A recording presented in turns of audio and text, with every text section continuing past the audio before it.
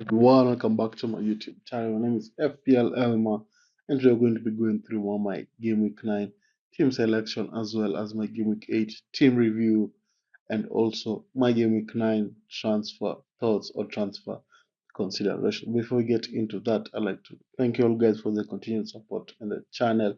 And if you are new around here, make sure you hit that like button, make sure you subscribe, and make sure you hit that bell so that you don't miss any content going up on the channel. And without wasting any much time, let's get straight into it. So first, I'm going to start off with my Game Week 8 team review. Managed to score 33 points. It was a very terrible week for, I'm sure, most of the people. If you managed to score a lot of points, good for you. But I think most of the people scored around the 30 to 40 mark. And yeah, several points, 195, and a slight red arrow from 600k to from 400k to 600k. So that we can be able to improve on that on game week 9. So we had Flecken in goal, 4 points, getting a lot of save points against Manchester United. Then you had Gabriel with only 1 point, Trent 2 points, Rico Lewis 2 points, disappointing display from the defender. Then we had Luis Diaz with 1 point, who did not start yet again. Then Semenyo 2 points. He looked lively, but in FPL, looking lively does not help. You need to score the goals and get some assists. He had some good couple chances, but he did not score. And I think it's time to say goodbye to Semenyo from the team. He's done his part. He managed to score 1 goal in one of the game weeks, but it's time to go. Then we had Rogers, who scored a lucky goal, I'd say, 6 points. Then we had Mboemo playing United, so blanked. Havertz also blanked.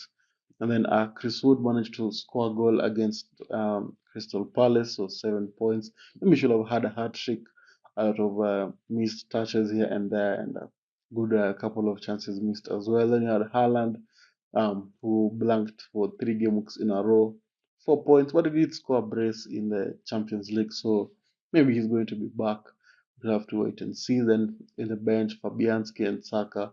And Greece did not start, and I forgot to arrange my bench for Andriy Mikolenko to be first bench, but instead it was Luis Diaz. Saka did not play, so Luis Diaz came on.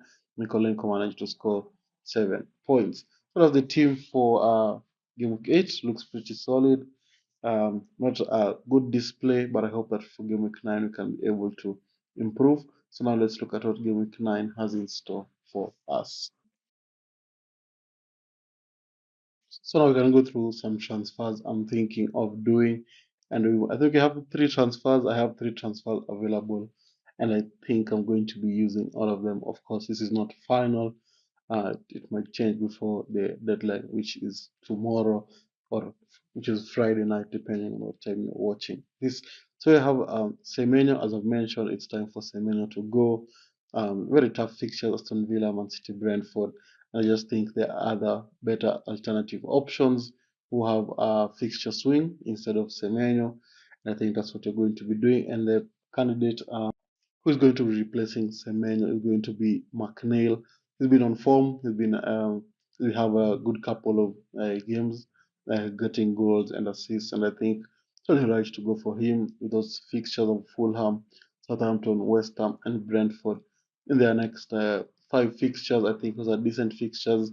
Everton looks like they've turned a leaf and look like they're playing very well so far since they're coming back from the international break. Even before international break, they looked pretty good, and McNeil has been inspirational in that. And I think that's someone I want to bring into the team for that run of fixtures.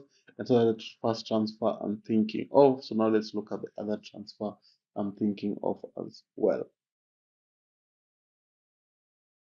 So the other transfer I'm thinking of doing is going from Kai Havertz to Wisa.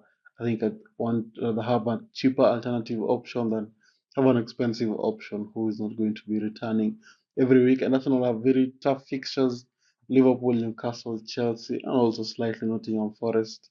If you want to put them in the mix, and of course, you don't know where West Ham will be by the time game 13 arrives. Arsenal are missing some very key players.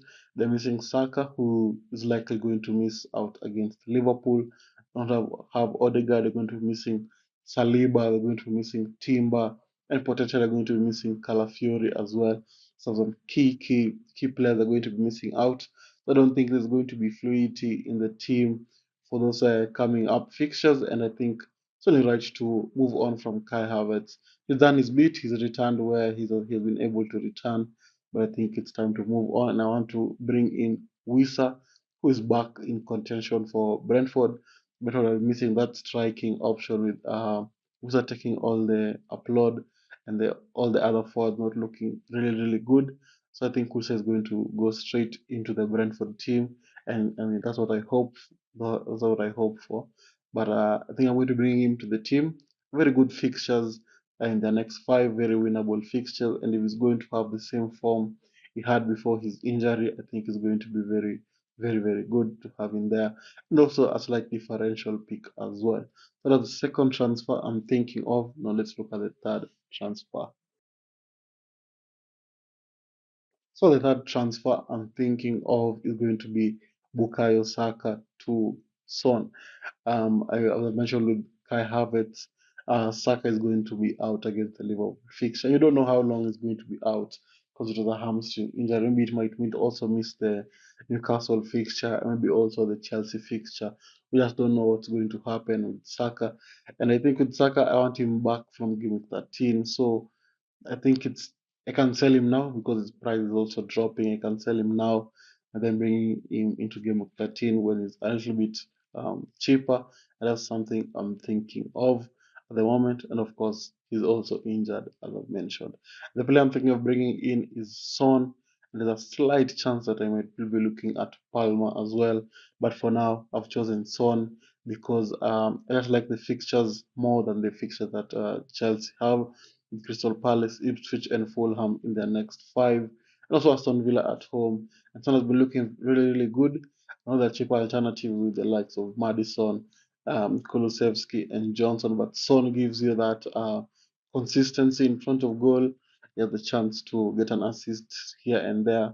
And that's why I think I'm leaning towards him more from that. From that Spurs group of players or group of midfielders, but it might change before the deadline. But for now, Son is in the team, and it looks like Saka is going to be leaving the team, or many Arsenal players leaving the team. But it is what it is. Those are the transfers I'm thinking of. So those transfers in mind, let's look at my game week 9 team selection. And this is going to be a long video, so make sure if you have reached this far, make sure you go check out all my socials. The links are down in the description, and they'll maybe be passing through your screen at one point in this video. So let's look at the game of 19. We're going to be having Flecken in goal against Ipswich. Just hoping a clean sheet, although Ipswich has shown that they can be able to score some goals, but I'd expect a clean sheet, and if not, it's a few save points here and there for Flecken. And then we have Mikolenko in there against Fulham. And I benched him last game week. He managed to score 7 points. They've been looking very good defensively, and they still have Brantwaite to come back into the team. And yeah, they look pretty solid defensively. And so I've been starting Mikolenko against Fulham. Of course, Fulham also look very dangerous in front of goal. But I just think I'm going to go for Mikolenko because there's a chance for an attacking return as well. And then we will go for for Rico Lewis in there against Southampton. I know he played in the Champions League. I'm not so sure how long he played, but the news is that Walker is going to be injured, is going to be continued injured, but Ake is back. So you never know what's going to happen with Pep Roulette. So we're going to have Rico Lewis in there and hope that he's going to play. Then finishing off the team, finishing off the defense, we're going to be having Trent against Arsenal. Of course, Trent is just there for the attacking returns. He always has attacking returns. He's on set pieces for Liverpool as well. And with I don't think they're going to keep a clean sheet because of not having Kelleher not having Alisson in there. I think a clean sheet is going to be very difficult. And of course, Arsenal have a chance of scoring a goal as well. But as I mentioned, they're missing some big hitters, so the chance for clean sheet goes up a little bit, and that's why Trent is going to be in the team. That's the defense and the goalkeeping department. Now let's look at what the midfield is going to be looking like. So this is how the midfield is going to be looking like. We're going to be having McNeil in there against Fulham. Let's hope for same. That's the same of what he's been doing, goals and assists and just attacking returns as well, and some bonus points as well. So that's how McNeil can be able to perform. Then we have Son against Crystal Palace. So Palace are looking terrible defensively since they lost Anderson to Fulham. They've been looking very, very bad. And I hope that Spurs can be able to exploit that and Son can be able to exploit that as well. Then you have Rogers against Bournemouth. He was the only player I like to think, maybe alongside Martinez and Konza, who was not rotated for the UEFA Champions League game. So there's a slight concern maybe he won't play against Bournemouth, but I think he's going to play. I think he's going to play, and above that, if he plays, he's going to be able to perform. Bournemouth looked very good against Arsenal even before Arsenal went down to 10 men, as they always do nowadays. But Bournemouth still looked very, very good. And it's going to be, I know it's going to be a tough fixture, but Hopper Rodgers can be able to continue his hot form in front of goal and be able to perform in that fixture. Then you have finishing off the midfield, the man, the legend, we're going to be having Boemo in there against Ipswich. Hopper is going to be able to perform as they look to bounce back from their defeat against Manchester United. Hopper is going to score. And he's going to be having his counterpart, Wisa, in there.